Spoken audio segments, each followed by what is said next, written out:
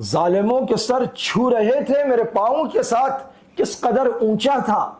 میں سولی چڑھ جانے کے بعد انہوں نے ہزاروں لاکھوں لوگوں کو مصلوب کر دیا، قتل کر دیا، ذبح کر دیا، مار دیا، روز مار رہے ہیں، جہازوں کے ذریعے، بمباری کے ذریعے، ٹینکوں کے ذریعے، توپوں کے ذریعے، گنوں کے ذریعے، بندوقوں کے ذریعے، گولیوں کے ذریعے، افواج کے ذریعے، ظلم کے ذریعے، طاقت کے ذریعے، میڈیا کے ذریعے۔ لیکن وہ مصلوب اس سولی پر لٹکے ہوئے اتنے بلند ہو گئے کہ یہ سارے ظالم اور قاتل بونے نظر آ رہے ہیں۔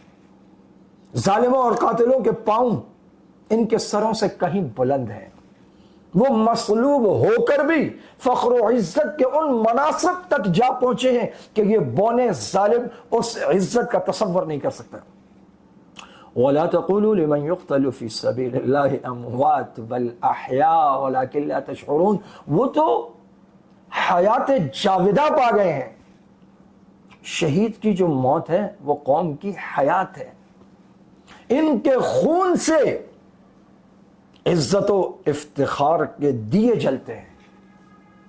وہ جن کے گھر برباد ہو گئے، وہ جن کا سامان دریا برد ہوا، وہ جنہوں نے لاشیں اٹھائے، وہ جن کے اپنے پیارے مارے گئے، ملبوں میں دفن ہو گئے، وہ جن کا کچھ نہ بچا، وہ جن کے پاس کھانے کو بھی کچھ نہیں ہے، وہ جو بھوک سے بھی مر رہے ہیں، وہ جو موسم کی شدت اور حدت سے بھی مر رہے ہیں۔ ان تمام تکالیف کے باوجود یہ سب جیتے ہوئے ہیں، یہ ہارے ہوئے نہیں ہیں۔ ترکش والے خود ہی کہہ دیں گے یہ بازی کس نے ہاری ہے۔